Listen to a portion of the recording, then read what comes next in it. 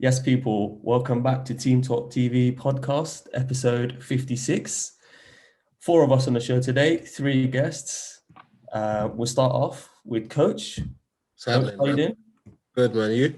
Yeah, very good, very good. Coach, before I got the other two guests involved, obviously your new book, Asset and Liabilities. Yeah, I got my new book. Yeah, Oh, man, how's it Assets going? and Liabilities. Obviously, it's just directed to kids, introducing them into what assets are, what liabilities are. It took me 25 years to know what they are and blast so much money, wasted so much money before I actually knew what an asset and a liability is. So I thought I'd just take the initiative on. As for kids, I'm going to try and get into schools, which is going to be really hard. But yeah, it's out on Amazon. So if you just go on Amazon, go there, click assets and liabilities, and then you should be able to purchase it. So hopefully it just helps anyone that you know. It could be a good Christmas present or whatever. And yeah, so that's it. No problem. We'll definitely put that in the link below. So make sure you check out Coach's new book. It actually sounds very fascinating. I'm definitely going to get one after the show. We've got Kevin. How you doing, Kevin? How you doing? Very good. We've got Kevin, and we've got Ibs on the show. Lastly, how you doing? Yeah, not bad, bro. How are you? Oh, I'm all right. We're going to go straight into the Arsenal game. I mean, Please do. Sam was messaging me saying we're going to talk a bit about the Arsenal game. And I was just like, really? But I think we've got to speak about it because Arsenal just lost by a goal to nil against Burnley at home. And boy, 4 home defeats in a row. Oh, Ibs, you got to chat to me, bro, man. What's going on? give Ibs the floor, man. Just give him the floor, man. Go on, go ahead. I don't know what you want me to say. It's pretty evident. Please, Ibs. Like, it's pretty evident what's going on. The team's not in cohesion. They're not playing for each other. There's too many bystanders, too many passengers. Certain players just letting the team down, letting themselves down. Like Xhaka, what he did was stupid, especially with VAR. Can't be doing that. Just push him in his chest or just square up to him, but don't like physically touch him. Just square up to him or take him out like 5 minutes later or something. You've got to be smart, but I just think it's just a really bad time at the moment, and I don't think sacking the manager is the right thing. But and I don't even think blasting money is the right thing. I don't think that's just going to change fortunes here. I don't know. This is the point of a manager and a club. You're supposed to have an inquest and figure out what you need to do and get back on the training ground and make that easy. I mean, they've got a quick turnover, so they've got a home game against an informed Southampton. So when's that? Wednesday. So you don't know how it's going to go, but sometimes it's good to have a game so quick after something like that. It gets you back out because they're only going to have like 2 days training and then they're back out again. So it might help. I think there's only 2 players who could come out with their head higher in that game. One was Saka. Yeah. The other one's Gabriel. They might as well give him the player of the month again. I think those are the only 2 you can say, yeah, like they've come out of this thinking, you know, we're not crap. The rest of them, I don't even know what they're doing. And it's easy for us to sit here and blame the manager or blame the players and the tactics, but it's a deep-rooted problem at Arsenal, bigger than just that. And then, until that's sorted and addressed, you know, they might blast P in January and buy 2-3 players, but it's the same personnel keeps rolling out game. Not going to change. Like Willian, for example, I'm not sure what he's bringing to the table anymore. Personally, Pepe out ain't great. He's back, but I don't know if he's making a difference. If I'm honest, it's just a massive crap show. These Europa League victories mask what's going on. It could be a lot worse. So I think that's just it, really. And Xhaka let the team down big time today. I mean, I'm a big supporter of his, but he let the whole team down. And what he did was just stupid. It's like what Pepe did. It's just stupid, and there's no need for it. So Arteta's got a big job in his hands. But I feel like Arteta's a manager who will walk before he's pushed. I get that from him. But you know, this is where you need to step up as a manager and a man and say, okay, I'm going to fight, or see you later, sayonara, and get someone else in. But I don't think we're there yet. But you lose Wednesday and then you lose against Everton next Saturday. It's long. And it's looking likely, to be honest. But let's chat about the game a little bit because I watched a bit of the first half. Like I said, missed a great chance. I think it boils down to the players are just not good enough at Arsenal. For me personally, I think Saka is probably the only one who's really showing some fight. Maybe Tierney also. I think it's easy for us to sit here and say, "Oh, these players ain't good enough," but you'll bring someone in and they won't be good enough. Like it's not these players are good players. It's not like they're all shit overnight. They're good players. They just ain't performing to the level they should be performing. And then everyone will mask that as, they're shit. But 6 months ago, they were winning stuff. So I just think something's happened that has really made that team perform really bad. Personally, I don't think they should do a back four. I think he should just go to a back five. Use the formula that helped you get the results you did last season. I think changing it is not good. Like Lacazette ain't a 10. So why play him there? You know, it's enough. Willian, I don't know, like for me, he's not a winger. I don't know what he's doing. Every time he gets it, it's a pass back to Bellerin, who then passes into Elneny. And it's just, a winger's supposed to take someone on, but you're not getting that. And then, I don't know, defensive. I always thought it was a strange signing, Willian. We'll come on to what you, Coach, and Kev think. Personally, in my opinion, I just feel there's just too many plays not good enough for Arsenal. And we know that Arteta needs time to obviously rebuild that team. He's going to need a lot more to rebuild. But Coach and Kev, what do you guys think about Arsenal tonight against Burnley, which was, it can't sink any lower for me. And like you said, you just got Southampton and Everton next. What are you boys thinking about Arsenal?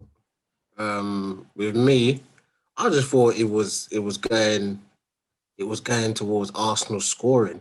Like they were just making chance after chance. I felt keepers pulling off a few good saves, and then Arteta's just got to deal with the stupidity of Xhaka. These are the things that you just have to deal with as a manager. It's just, but I hope that Arteta's got the same energy for Xhaka that he did for Pepe. Just did the same thing. They literally did the same thing. Like Arsenal, like well in the game, Pepe gets sent off at Leeds. Arsenal, well in the game at Burnley, he gets sent off against Burnley. So it's stupidity. That's what it is. And once again, the reason why I won't get into Arteta's back, because these are not Arteta's players that are letting him down. That's what I feel. It's not Arteta's players. He's already brought in a couple players. One of them's injured, unfortunately, and the other one's one of their standout performers. So once again, it's letting me know if you give him some money and whatnot, his recruitment, his level of player that he brings in is probably going to be good at the end of the day. But for me, you still got players there from Wenger. Like it's just you can't just roll over those players and hope for the best and whatnot. When Ibs was talking about they were winning things and FA Cup, yeah, cool, couple games and that cup competition. Everyone knows about cup competitions. You turn up on the day, you go through. That's just what it is. But a league, like literally, the league is just game after game after game. But the grind of a league is totally different to cup competitions at the end of the day. So for me, Arsenal just need to stick with Arteta. Arsenal going through a bad spell right now. They just have to be tough and go through it. That's what you have to do. Me personally, in January, I think they've got to back him and buy one player. They have to buy one player. The position that Arteta feels that he needs to replace or add to, they need to give him that one player. That's what I feel. And then in the summer, splurge again. Not necessarily what Ibs was saying, it's about splurge and just buying anything. Just literally just back the manager. Every transfer window, back the manager so you can see what he's building. Yes, you're going to go through bad results. Yes, you're going to go through turnovers and losses in a row and stuff like that. But like Ibs said, like it's not just a problem with the players or the managers. It's within the whole club. It's top to bottom. It's top to bottom. And the chickens are coming home to roost right now. That's just what it is. So for me, Arsenal is another bad loss. And the thing about it, even though I'm Arteta in, like you said, if they lose against Southampton and then Everton next week, it literally is like, can you even, does Arteta have a toe to stand on, let alone a leg, like to stay at the club and whatnot? But I feel they should give him time. That's me anyway. Kev, do you want to add anything? I saw a couple of expressions there from you. Anything you want to say? I think Coach hit the nail on the head. Most of the points I was kind of going to say the same thing. I think the strategy, I think Arteta is not a bad manager. I think he's a decent manager. I think Arsenal have had the same problem since Arsene Wenger days. You need to back the manager and you need to look at Frank Lampard. He's been given a kitty. He's been given the players. He has all the tools at his disposal. Now he just needs to pick the right tools, put them together, maybe put a little bit of, confidence, get a bit of confidence behind them, put some results together and hopefully, do their business. Similarly, I think Arteta can do a similar thing with Arsenal. The one player, like Coach is saying, we've seen as United fans, we've seen one Bruno Fernandes coming in and the spark that can give to a side. I do think there is a lot of dead wood in Arsenal's squad. Forget their first 11. I don't even think there's a lot of their first 11 that aren't good enough.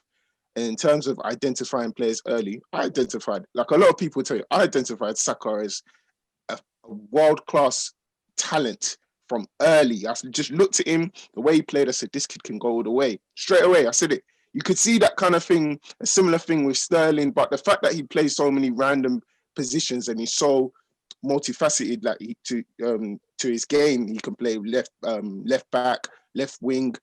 Maybe that hurts him a little bit, like it did with Chamberlain when he was at the club. But hopefully he gets around it. But like Coach said, the one player they can bring in January could spark something for them. And I do think Arteta is a good manager. So, then they can go again in the summer. I actually wanted to bring something up because there is something else that we need to talk about Arsenal. I've been listening to you two, Coach and Kevin. I feel with Arteta's approach, in October when I came around to Samuel's, Coach, I asked the question because I was a bit unsure myself. I mean, having watched Arsenal now, I think I've probably got a bit of a clearer image. I feel like the way Arteta plays is a bit negative. It's the back three, whatever he plays. Obviously, I understand that he can't trust the centre backs he have. That's why he plays a back three, which is fair enough. I do feel like he needs the players, so I do agree in that aspect. But I think it's a results game, and I think he needs to be getting the results, and he's not getting it. And as you're saying, Southampton and Everton is massive. They need to get 3 points at least from one of those two games. And Southampton sitting third in the table. If Southampton beat Arsenal, they actually go top before Liverpool, Tottenham play. So that's a tough game. And then Everton, who are doing okay as well. I think those signings like Willian just never made sense for me from the start. So I think, as you said, Willian made sense to me. Okay, let me ask you, why do you think that made sense to you then? Because what it is as well, he's a stopgap. He's not the future or nothing like that. He's a stopgap where Arteta wanted to bring in a bit more experience. That's just what he wanted to do. That's why Willian got signed. Plus, he come for free. I think if there was a fee attached to Willian, Arsenal would be nowhere near him. The fact that he came for free, then they can do that by subsidizing. He's got a big contract though, Coach. Yeah, he's got a big contract, but you subsidize that without paying the fee. That's how it works.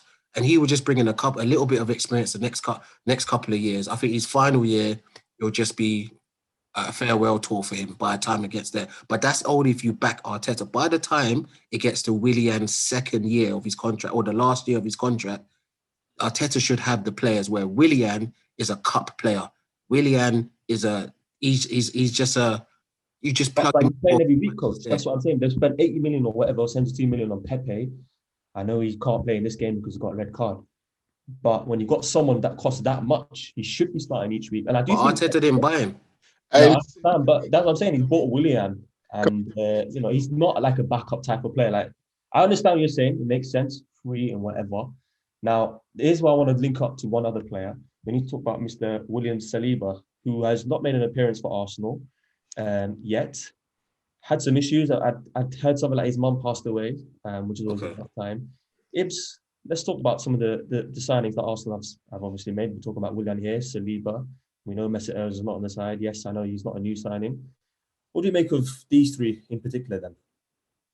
No, Willian, I understand. I agree with Coach. He was bought as a stopgap, his experience and stuff. I just think at the moment he's being found out because he's not really changing the game. I feel like he's just there. He's not changing the game. I don't look at Willian and think, wow, he's going to do something. As soon as Saka, even when we had 10 men, give the ball to Saka, he was doing everything. Crosses, taking on players, he's doing. Willian did none of that in the 60, 70, 80 minutes he was on. That's the difference. I know they're two different players, but Willian's still a good enough player to go at a defender. Like, defenders hate track backing. Like, they hate coming back. They hate it. They hate tracking back because they're looking over their shoulder. If you go at a defender, they hate it. He don't do that. He sizes them up and then passes inside to Bellerin, who then does some nonsense pass, and they just, it's just boring. Saliba, I don't know what's going on there. That's internal. But I think what players and people do is they look at YouTube and then they automatically think this guy's going to come in and be the absolute truth. I don't know how he's going to be. He might come in, be trash, and everyone's going to be, well, you bought that guy. He ain't playing for something. If he now plays in Jan, fine. If he plays in Jan, that's fine. Ozil, I mean, I could be here all day, but there's no point. Ozil's done, man. Ozil's done. There's no point me even saying anything about it because it can't get any worse than what it is now. But he won't play. I know he won't play, so there's no point even going on about it. They just need to maybe like buy a few players, buy one player in January, someone who can come in and create a sense of a good air, come in and be like, all right, guys, we need to buckle down there. Because the thing is, Arsenal could evidently beat Man City in the Carling Cup or League Cup, whatever you want to call it, and be in the semi-final. Arsenal or in the next round of the Europa League. Like, it can actually still turn out to be a good season if these guys want to play. Otherwise, it's just going to be dreadful. Kev, you can smile and sit there, but like, it's the truth. It's not, because I was going to ask you, like, but wait, they're not out of competitions. So regardless of, I know league form's dead, but if they now go beat City, they're in a semi-final. But it doesn't matter. What's going on is you take it game by game. If they win, that's what happens. That's just how it is. I want to say, don't you feel that it's just camouflage to the reality? Willian, Willian's been brought up. Willian has nothing to play for. He's come for his retirement at Arsenal. I get that, but what you just said, is it camouflage? We know it's camouflage. We understand that. Like the cup competitions. At the end of the day, you play football to win trophies. Simple as that. Arteta's got more trophies than Oli. That's what I'm saying. It's mad how now football is to try and survive on FA Cups. That's what I'm saying. I don't care about the FA Cup. It's a trophy. Wait, you man are going to sit here and go, you need to play good football. We need to put teams away. But if we finish second and challenge Liverpool, whoever, that's a great season. But hold on, you play football to win trophies. As a kid, at the end of the season, you want a trophy. So it doesn't matter, like, if it's a camouflage, you are still getting a trophy. So if our Arsenal have some sort of mad, miraculous turnaround, I ain't going to be upset. But right now, it's absolute dross. So they need to play the next game and see what happens. We could be here next Sunday and it could be... One question, short question, Ibs, directed to you, yes or no. Would you take Arsenal finishing second, developing the team, finishing second and winning no trophies, developing, remember where you are and where you've been for a long time, finishing second, winning no trophies, or finishing 6th or 7th and winning a FA Cup and Carling Cup and then being able to say, won some trophies? Let me counter that question with, how long have Tottenham been doing that for? How long have Tottenham been... Answer the question. I'd rather take the trophies. I'd rather take trophies. What is that? What is it doing? Finishing? But same here, though. I agree. I'm a Kev, though. I don't care about second place, man. One more question, Kev, yeah?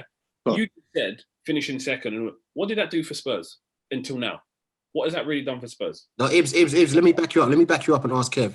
What did 4th do for United this season? Oh, we're back in Europa League. Oh, okay. Give me trophies. I play for trophies. No, but my question was packaged. I said developing your team, signing the right players, going in the right direction, and the league form improves. You're more consistent, but you didn't win those trophies. Maybe you were so concentrated on the league, because to me, some managers don't, some managers do, but the league form is what's important. To a big club like Arsenal, I don't know how many years you want to go by before you start challenging for a Premier League again, but that's important to me. When someone comes along and they're rubbish and then they have a good day at the office and win a Carling Cup at the end and then say trophy, to me, it don't count. It don't match up.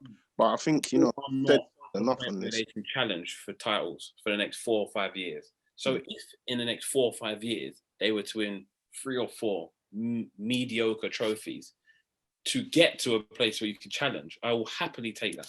100%. And that is how the Xhakas and all these mediocre players have survived at Arsenal, by winning these bullshit, rubbish trophies and coming to surviving and keep going. You need there to be no trophies, then the real states, like everything is where it is. It's all out there, and then you can see them for what they really are and get rid of them when the summer comes, because that's what they do. They come and throw their shiny medal in your face and say, trophy, and then they stay a little bit longer. And then they able to negotiate better contracts. Ibs.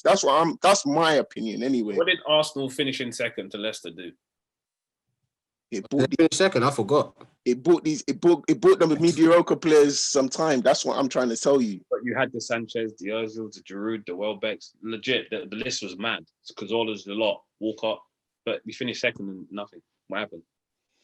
Right, I tell you what, is it fascinating combo? You know what? I'm with Kev. I know Coach and Ibs. You guys rather prefer the trophy, so we'll call it a draw, and we'll just move on. We've talked enough about Arsenal, and big few games for Arsenal. It was massive. Southampton and Everton. Coming on to the next topic, guys. Manchester United against Manchester City, the Manchester derby, finished 0-0. It was one of the worst games I've ever watched, but here we are talking about it. It's not been a good week for Manchester United. So, Coach and Kev, I'm going to leave this with you guys. It's been a really difficult week for United. Of course, going to the Europa League, a really lackluster performance. Not just from you guys. I think City as well weren't good enough. Overall thoughts on the games? What are you guys saying? And how do United go on? Is Ole under more pressure again now that he's not? Now he's out of the Europa League. Entertainment-wise, it wasn't a great game, but for football purists, it was a fascinating game for me tactically to see who would slip up, because you could tell in that game straight away, the first 15 minutes, whoever conceded the first goal was going to lose the game because the other team just had to open up, and no team wanted to open up. Now, what I would say is that Pep Guardiola showed me, basically, tactically, that a lot of people that are being criticised and Ole and whatnot maybe need to wake up, because for me, this is the first time I've seen Pep Guardiola go into a game and he's playing 2 DMs. That's the first time I've seen it, personally. Even when he plays against Liverpool and whatnot, he's played 2 DMs, Fernandinho and Rodri, and had basically De Bruyne do the free roll and see if he can pick up the pockets of space. So that's letting me know that he's worried about what Ole's going to do on the counter, basically. And I think, obviously, they got caught cold by Tottenham doing that as well, just going to play all out and getting caught on the counter and stuff like that. So I think Pep Guardiola gave Ole his respect tactically as a manager yesterday, because they both played safe. That's what it was. Everyone expected Ole to play on the counter-attack. No one expected anything different and whatnot. But in terms of Man City, they were just happy to get the draw as well. So I found it intriguing in terms of tactically where the players were moving, who was going to slip up, who was going to make the first mistake. But like you said, entertainment-wise, it wasn't. It was a drab, basically. It was a drab. It wasn't nothing special and whatnot. But what can you do, man? It's just one of those games. They both didn't want to lose. They played like it. The players had the same attitude and whatnot, and we just kind of move on. Before I come on to you, Kev, I want to ask Coach something. So what do you think United tried to do tactically and defensively? Was it the same kind of old where Manchester United are waiting for the errors that Manchester City, lose the ball, and where United are, straight away make 5v4 situations, 4v3? Yeah. So it was basically get it to Bruno as quick as possible. But obviously there's certain players that couldn't do it. I mean, I was getting so frustrated with McTominay yesterday. Like, just be on the half turn once in a while, McTominay. I know you've got the futsal soul roll, so you've mastered that skill and whatnot, but just be on the half turn once in a while. Check your shoulders, be on the half turn, get that ball into the final third, get Bruno on the half turn. Too many passes back to Maguire, back to Wan-Bissaka in the corner over there. Sometimes we got lucky getting out of it, but sometimes City just took the ball off us and whatnot. But it was a typical Ole tactic against City. Soak it up. If you can keep it tight, break on them quickly. Because obviously Man City are not great at the back. They're not great. Stones and Diaz, that's not a great partnership. You can get at them. Fernandinho's getting up with age. Rodri's not the greatest DM. So for me, it was about getting it into the midfield. Hopefully Fernandes would pick out that pass, get Greenwood in and around the gaps, get Rashford in and around the gaps, and see if you can get the first goal. That's what it was about. So it wasn't nothing different that I've seen from Ole. It wasn't nothing different. Just counter-attack football. Okay. What do you think about Pogba, Coach? What do you think about? How do you feel about his performance? I'll tell you why I'm asking that after. Yeah, well, I thought Pogba played all right first half. Personally, I don't think he was exceptional. Obviously, in this type of game, like you said, tactical battle, making mistakes. The comments, obviously, a lot of talk was made about that before the Leipzig game, and obviously the derby yesterday. I think Pogba probably knows that Raiola is going to say it. I did see Pogba put something out on his Instagram or something saying he doesn't want to talk too much and he'll always give 1,000% for Manchester United, which is fair enough. I think Mino Raiola is a disgrace. We all know he is a disgrace. No. I'm not having that. Don't think Mino Raiola is a disgrace. Not having that at all. Okay, go ahead. At the end of the day, he's doing his job. Paul Pogba is the disgrace. He's doing his job before Paul Pogba is the disgrace. If anybody is going to fall for this naive act of Raiola's just talking and Pogba's not giving him the green light, I mean, who in their right mind believes that sort of But nonsense? they're both disgraced, though, Coach. No, it's Paul Pogba. Keep your dog on the leash. You employ Raiola. It's not the other way round. Come out of Pogba's mouth. He's talking. You cannot come out and say, I'm going to give 100% for the club and no one should ever question. What are you talking about? You employ that man. Okay, I'll give you that. I agree with you there. Shahab, if my wife came out on the internet and kept on criticizing you, and I saw you every week and was laughing in your face and, oh, there's no problem. I ain't got no problem with you, Shahab. Okay, you haven't got a problem with me, but your wife's talking all this smack about me online, etc. You're going to look at me and think, wait a minute, this can't be adding up. And it's not adding up with Pogba. Let me ask a question then, Coach, yeah? Do you think Pogba knew Raiola was going to say that? Of course he did. Otherwise, he would have come out. He would have come out with a statement straight away. And number two, he would have sacked him straight away. You can never ever do that to your client. Coach, remember the France debacle when he was supposedly said and he was going to quit the French team? How did he come out with a statement? Of course. Exactly. I'm going to sue the newspaper. It was false statements, this, that. Pogba knows what he's doing. Just like when Mourinho got sacked, when that Adidas advertisement came out with him smirking in his Instagram post, they know what they're doing. Pogba's not a dumb human being. He's a very smart person and he knows what he's doing. It's just that if he doesn't talk directly, he doesn't get fined. That's what it is. He can if his agent talks, he doesn't get fined. He can just say, oh, that's my agent talking. That's got nothing to do with me. But that's your mouthpiece. It's been your mouthpiece since you came to United. I am done with Paul Pogba. I don't care if he plays well against City. I don't care if he plays crap. I am done with Pogba. Done. I've always told all these Man United guys about Pogba. This is what Pogba's strategy was. Move from Juventus, come to United, spend a few years, give Adidas some money because he's sponsored by Adidas and so United, and move on to Real Madrid. That was his whole thing. Because guess what? From Juve, if he was going to move from Juve playing as well as he did, Man United was not the project to come to. We were not a project that was ready for Paul Pogba with his ability. We had no business being in the Paul Pogba race at all. But because we're sponsored by Adidas, the business moves have been done. Once it's done, spend a few years at United and bounce to Real Madrid. That was his whole plan. But now he hasn't got that. Now he hasn't got his wishes. He's now throwing his toys at the pram. That's what he's doing. And he's using Raiola to do it. Simple. But me, I'll just let him sit down to 2022. Unless you got 100 mil, sit down to 2022 and you can go on a free transfer. No problem. I did say, I think midweek in the group after the Leipzig loss, I did say I was ready to do a swap deal with him because if we can't get the value for him. Deal with who? Well, the rumours are that they could give Pogba back to Juventus and then they could have a swap deal with Dybala. And Dybala's always been linked with Manchester United. Man, I'm not Dybala, man. But if that's the case, Coach, that has to happen. I'm not. What you think that's good? Of course. Oh, no, I'm not on Dybala, man. Dybala is one of those. Dybala is a top class player, and find out whatever's like in Manchester. He's not going to want it. Ronaldo is the one I've heard that it could happen. But my point is, I agree. I think the Pogba thing is finished. He was supposed to, before Bruno Fernandes came, they were saying Pogba's our only creative. Bruno Fernandes and that when a team shuts down Pogba, then they've basically shut out our creative abilities on the pitch. If we play with both on the pitch, the thought process was, if they're both on the pitch, now we have two creatives who can open up some defenses and get our attackers into positions. Pogba has not performed. He hasn't performed. And look what Bruno's done since he's come in. Exactly. Bruno's done since he's come in. This is what Pogba's supposed to be doing. And you've been there for how many years? For me, it's Pogba out or Oli out. I'm either one. Both of them can't stay.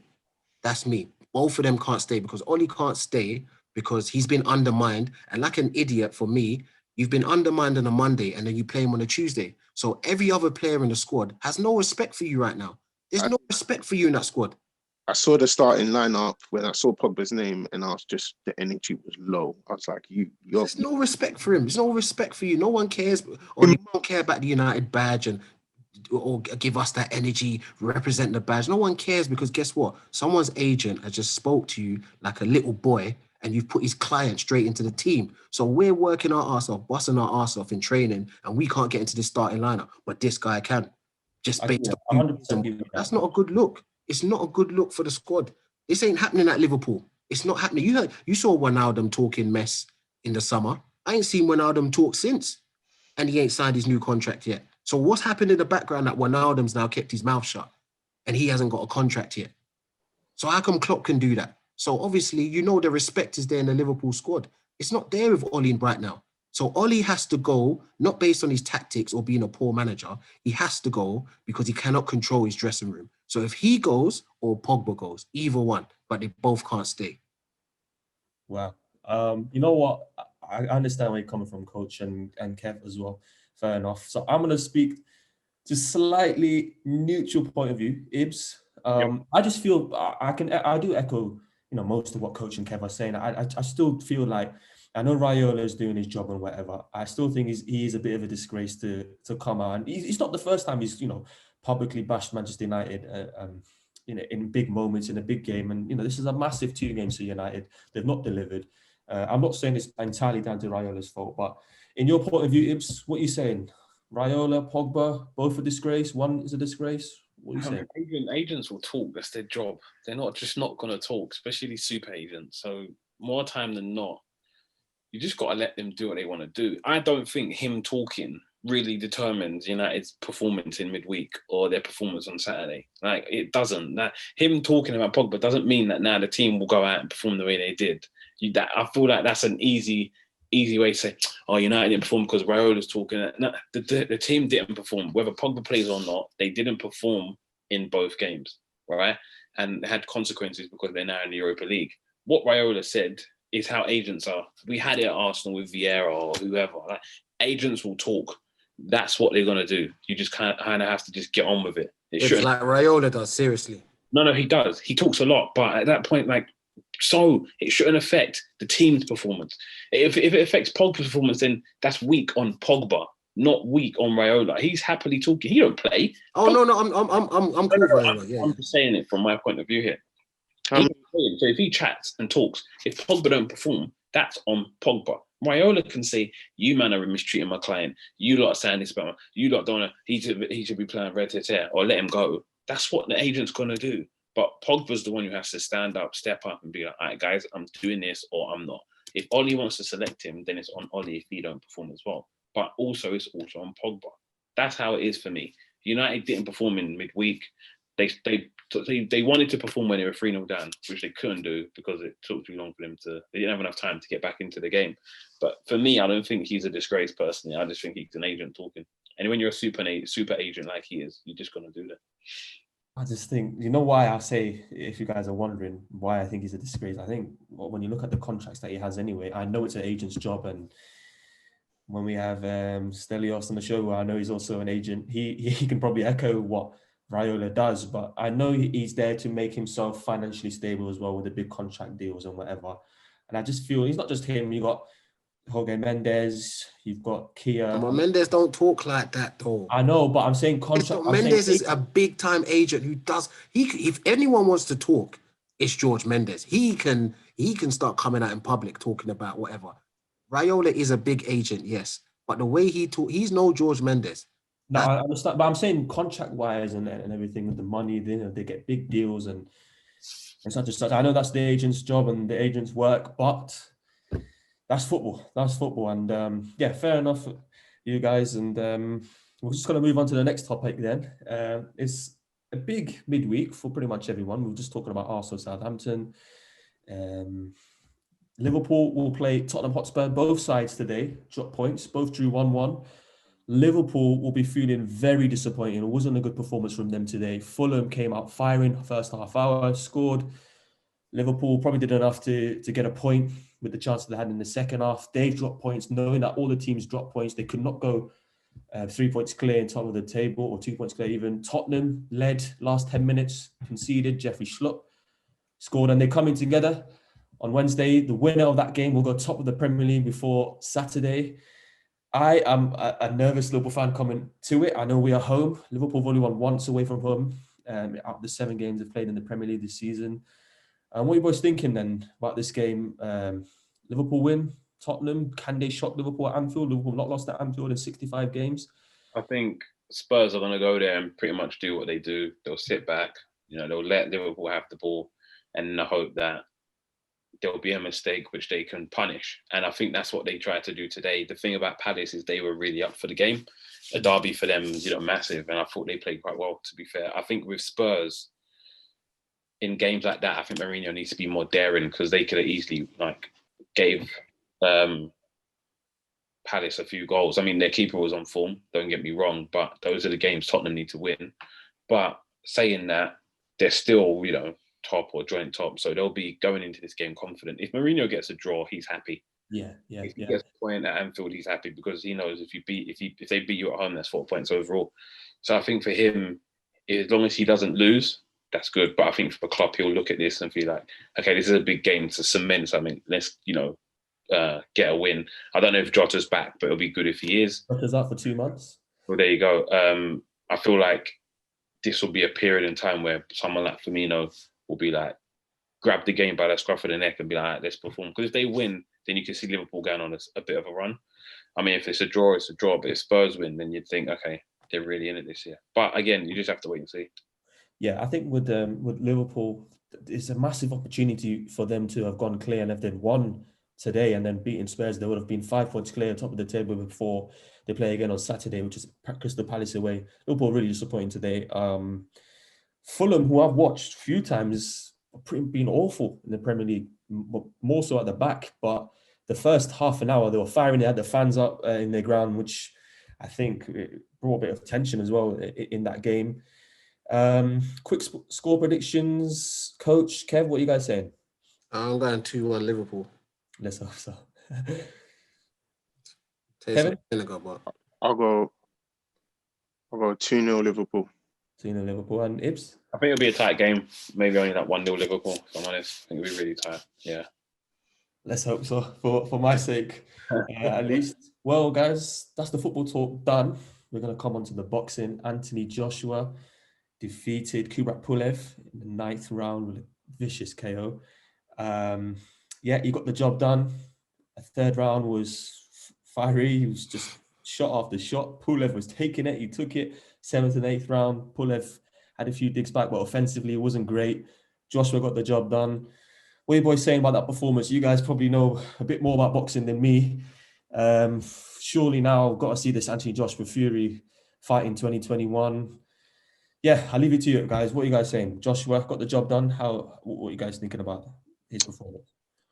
I think last night we saw that Joshua's come a long way, a long way. That was, for me, someone that's watched him before he went to the Olympics, that was his best performance. I never knew he had that ability in him. He started his boxing career late. Some of the skills that he was showing against an elite opponent, I never thought it would be possible for him to pick it up at any stage in his professional career.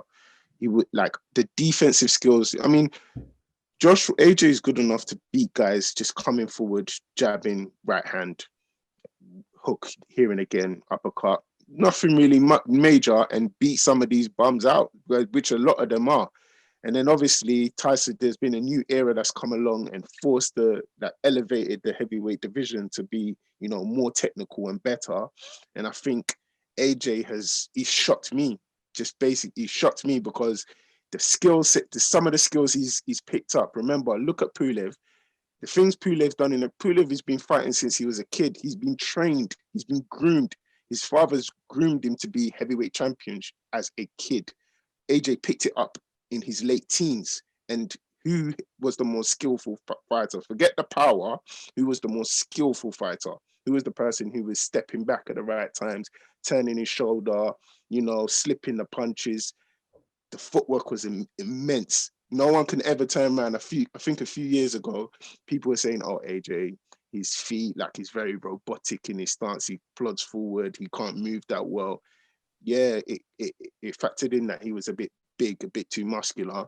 But I think he's just entered that prime now. He knows his game. And I think it helped that they've added some other staff into the camp and developed. But I never thought it would be this good, where I can actually say a prediction. If the two of them meet in the ring, I'm picking AJ now. And I wasn't always, because I looked at the skill set and thought Fury's just too slick. I always knew that AJ had the power, but I thought Fury was just too slick. But now after that performance, I saw all the things that I said, yes, so you know how to slip and counter a bit better. There's a bit more, I don't know. There's a bit more swag to the way he fights, and he's comfortable in the biggest moments. So yeah, it's gonna be a good fight if they're able to make it, but that's another question. I hope so. The fans need to see Joshua against Fury. Forget Usyk, forget Wilder, please. I hope to see that fight. Well, for me, in terms of, I'm gonna go the other way to what Kev was saying. Every time I'm watching Joshua now since Ruiz, I don't know what it is. Obviously, he third round, great. I think fourth, fifth, sixth, maybe a bit of the seventh. Once again, tanked out. So the engine the engine was tanking out a bit for me, because I'm always looking at the boxer's legs to see what because that tells you the truth at all times.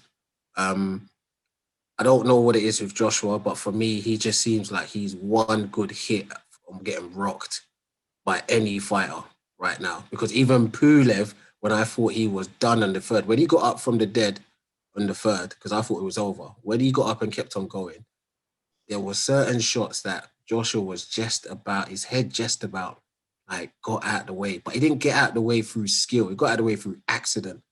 No, skill. It's skill. Listen, no. Listen to what I'm saying. Let me break it down this way. When it comes to defensiveness in Joshua, I still don't see it. I see Pulev with his hands up like this, yeah, certain times, blocking punches. I don't see Joshua with that. I see Joshua with the whole, I'm offensive and that, but Joshua has a chin where, I'm not saying he's going to go down straight away, but if you rock him on his chin, if you're a half-decent boxer, half-decent power, you can rock him. We've seen it in several fights now.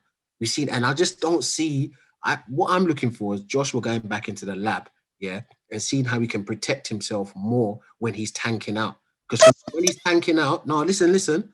For me in that fight yesterday, after the third round, he was getting tired. There's no way around it. He was getting tired. When he's getting tired and whatnot, he's throwing lazy shots. His footwork is lazy because he's tired in the body. When was he tired? Through the third to the seventh. Me personally, I think he was tired. No, coach. If you watch that fight, I think he was tired. He was playing. He knocked him down. He got up. And I was saying when after he got the knockdown for the rest of the round, for the majority of the rest of the round, he tried to end him. It didn't.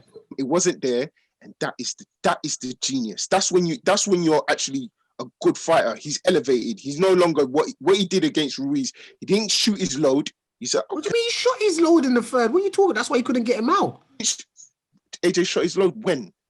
Did you not watch from the third round onwards? He was tired. I saw a completely different fight to you. And he was tired for me. He was tired. I will agree. Now, where I will agree with you, Kev, is the Fury and AJ fight. I've always said, I personally think AJ against Fury is easier for AJ than AJ against Wilder. That's me. Because I think Wilder will clock AJ on his chin. No doubts about it. And once he clocks him, I think it's over for AJ. He's on wobbly legs. But when it comes to Fury, because Fury's not known for that, one-hitter quitter, he's not known for that. I think AJ is smart enough to know I'm just not going to go in there like Wilder did against Fury and fall for his games. I think AJ is much smarter than Wilder to go in there and say, you know what, if Fury wants to box in and out, I'll box in and out. That's what I will do. I just want to go forward and get counter-punched all the time and look like an idiot. So I think his boxing IQ is much better than Wilder for Fury. Everybody's boxing IQ. But you know, so you haven't said nothing. Okay, well, what I'm saying against Fury, I think he'll be better. That's what I feel. I think but yesterday's fight, for me, obviously you must have seen something different. I saw him getting tired a little bit. That's just me.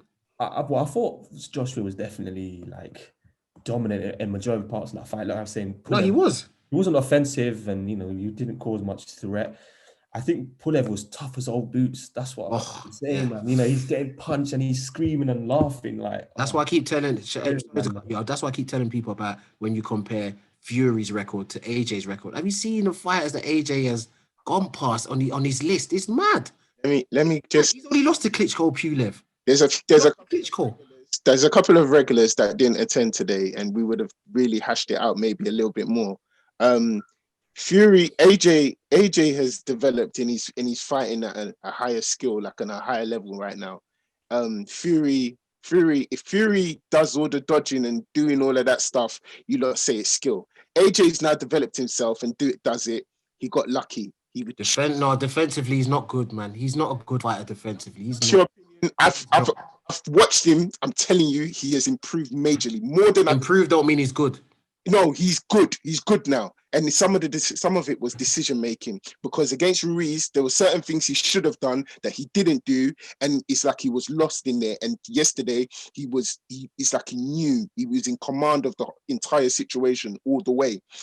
Even if there was any facts to what you're saying in terms of him getting tired, he was smart enough to play to put out a game plan that will help him win in, preserving himself and getting the KO later down the line. Even if I was agreeing with you with that fact, but you won't give it to him. You would turn it around and say he was lucky and he just, because listen, when you watch defense in boxing and whatnot, you can see the guys that do the shift and that. So when you miss them, you know that they've anticipated that coming. With AJ, it's not that AJ's head's like this, and then it goes there. Then it's like this, and it goes there, and the punch just literally goes there. To me, that you're not shaking and moving and seeing something coming. That's every time you get caught with something. Oh, I didn't see it. Let me break that inside something down to you, coach. If your opponent, if you're slipping and the opponent is then throwing the punch, that shows you the level of bum opponent you're fighting. If you're what are you talking about? How many fighters do that though? How many skillful fighters can just bob and weave and they miss the punches? What are you talking about? Against Klitschko, you miss by inches. It's a game of inches. Inches on the top level, on the highest level, you're going to miss by just millimeters. That's how it is. Even Muhammad Ali, you make people miss by millimeters. The punch would just breeze past his face. That is how close it is. I think you're just rating Joshua's defense way too highly, boy. Way too highly. I don't see the massive improvement. I see improvement from the first Ruiz fight. I see improvement, but when you say he's a good defensive fight, as in like, I don't see it, man. I personally don't see it, but it's got to be Fury and Joshua next. Hopefully it's them two next. So. Now, that's another question. I don't know, Shahab, if you're going to bring up this whole 50-50 split. Well, yeah, Ibs, what's Ibs' thought on the fight? Yeah, I thought AJ performed well. I feel like he's in a situation where if you don't blow an opponent out early, people will say something. If he goes to points, people will say something. I thought it was a good performance. I could see him wanting to get Pulev out in the third. I can see that in him wanting to do that, but he didn't. Whether or not he tanked, I've always felt that AJ has that in him. A lot of these heavyweight boxers don't have cardio conditioning. It's not like the welterweights where they can still rock it in 4th, 5th, and 6th. These are heavy guys, and they're gonna gas. The only thing I would say in that department is if you're fighting someone like Fury, he will pick you off. And as much as I'm proud of what AJ's done, Fury is different level. He's a different quality of fighter. And yeah, his fight record ain't like AJ's, but he is good enough to pickpocket AJ for 12 rounds and go home on points. I don't see Fury knocking AJ and in the 4th or 5th. Fury will just try and stage for 12 rounds and just win on points, because Fury's like, I'll win on points, take my belts, calm, cool. But I feel like AJ, he's good, but he would want to get that power. If he knocks Fury out, that's that ceiling's gone. If he wins on points, it's a good victory, but that's something I expect from Fury. Same way Mayweather. I love Mayweather. He's the best ever. But I was never going to see Mayweather knock plenty of people out. He'll just box you for 12 rounds, box your head off, take his money, take his box, and go home. But then if you look at someone like Alvarez, Canelo, he's fighting Callum Smith next week or whenever. He's a puncher who wants to knock someone out. And that's where AJ is. Whereas I feel Fury will box for 12 rounds, take his money, take the points, and be like, I beat you. Now what? I'm still undefeated. I'm the man. And then he probably will retire, because I feel like he's not someone who's going to box for 5 years. It's an intriguing fight. Who's that, Fury? Yeah, I don't see Fury getting. But I definitely think there'll be a 2-fight deal. Yeah, I think there'll be 2 fights. Yeah, there'll be 2 fights guaranteed. To the Fury Wilder stuff, it would be an intriguing fight, but I think AJ's performance yesterday was really good. I think the lean figure helps him. I personally felt like after the Klitschko fight, even Takam, he was too heavy, but now he's light, it works better. So you mentioned his footwork. When you're light on your feet, you're a better boxer. Simple as that. If you I mean, I'm not even saying that it wasn't a good performance. I'm just saying when you're Yeah, like when you can bounce on your toes or the balls of your feet, you're a better boxer. And I thought that light physique he has now is something he needs to stick with. Against Fury, he shouldn't go in heavy to have a power punch because he'll be picked off, because he'll be slower. And that's when mistakes can happen. Just stay light on your feet and just keep going. I agree. What do you guys think this 50-50 split? Because we had a big discussion when we were watching the fight yesterday, and a big topic that came up with my friends was the 50-50 split. Is it a 50-50 fight? At the stage It is. Of course it is. You can't. No one can have more. No one can have more. Me personally, if you look at the numbers, Kev, AJ is supposed to get a bigger split. But remember, AJ did the same thing with Wilder, and then he got looked at. People started looking at him sideways, thinking, "Oh, you don't want the Wilder fight, and how come it's not made?" And this and that. That's why Fury yesterday, when he went on his Instagram or whatever, saying, "Yo, you see how they asked AJ who do you want to the fight? He didn't say my name because AJ's being smart. The last time he went to chase for a guy named Wilder, how long did it take? When he was chasing him, and the deal never got done. Now he's doing it the opposite way. He's not going to say nothing. He'll let Fury do all the talking. And then when the deal was done, he'll start talking about Fury. That's what I feel. Everybody knows who's got the extra belt. It's Fury. Everybody knows who they want him to fight. It's Fury. He wants to fight Fury. We don't need him to say 1,000 times he wants to fight Fury, because he did the same thing with Wilder and he never got the fight. Now he's going to keep quiet, let Fury do the talking, and see if the deal gets done. That's what I feel. For me, it's a 50-50. That's what Eddie Hearn was saying. I was listening to IFL TV and he was saying similar to that. It has to be 100% be 50-50. But before I asked a question, Eddie Hearn said it has to be a 50-50 fight. No, I feel it should be 50-50. But Eddie Hearn was saying he's not going to be speaking in the media like he was for which is smart. Yeah, because it's all a bit mad. And you could, like you're saying, Fury should know better himself, but Fury's the man who always likes to talk quite a lot. Yeah. Just let him talk. Let him hype up the fight. Yeah. But everybody knows he wants the Fury fight, and let's hope it happens. But I actually wanted to ask a question to you three. I've only really started watching boxing in the last 5 years. He's got 3 coaches, right? Anthony Joshua, Robert McCracken, and 2 other guys. Now, you're talking about the head movement, and then obviously I've had a couple of my friends say, well, Josh was too open. Like you were saying, coach, he's just missing him and not better. Now, do you feel like because he has so many coaches on his side now, with those 3 coaches along his side, do you think that's going to be a problem for Joshua, especially in a fight like Fury coming up? Or, I don't know, man. Me personally, I know for a fact that Fury's got the brains in his corner just by listening to his dad. Every time I listen to his dad talk about boxing and whatnot, you can tell he knows about the game. Even when they asked him yesterday, in between the rounds, what do you think Joshua was doing wrong? He just said it all. He said it all, and he was bang on point. He's like, I don't know why this is taking too long. Like, Joshua's moving tentative and this and that and whatever. He was saying he was putting it in. So that lets me know, just from Fury's dad, being in his corner, he's got the better brains in the corner. McCracken, that's Joshua's guy. I'm not going to say nothing about him. I don't rate him personally with the information I've heard him say in the corner that I've heard, but Joshua trusts him, and that's what matters. It doesn't matter what we think. As long as Joshua trusts him, that's the biggest thing. But Fury's definitely got the IQ in his corner in terms of trainers. That's what I feel. Coach, he hasn't. That was his uncle. And his uncle, father, whoever. His name's Fury. I know. But Fury. He got rid of him. He sacked him. He's not even there anymore. Listen. He might have sacked him, but them guys talk. No, he said on camera, I have nothing to do with, I've got nothing. So my guess is as good as yours. You believe that? No. I think, I do actually, because Fury, I think he tried to claim, I think he wanted it to be more a case of, listen, give me the credit. I'm the one that's doing these things. And I'm still agreeing with you in a way, because I do think he has more natural technical ability. He's technically better than AJ, but we're talking about heavyweights here. It's not just technique. You need the substance, you need that punch. And we've seen Fury go down to a cruiserweight. Yeah. So at the end of the day, 50-50 fight for me. I do think I think it was also brought up that it's Warren that is more desperate for the fight, being Fury's promoter. But I do think you guys were right in the sense of if Eddie Hearn's going to keep quiet now, and if they're going to negotiate this fight a little bit, take a different approach, then we have a better chance of seeing this fight happen next year. Because a 50-50 fight, Fury is still the lineal champion. He still has the most recognized belt, the WBC.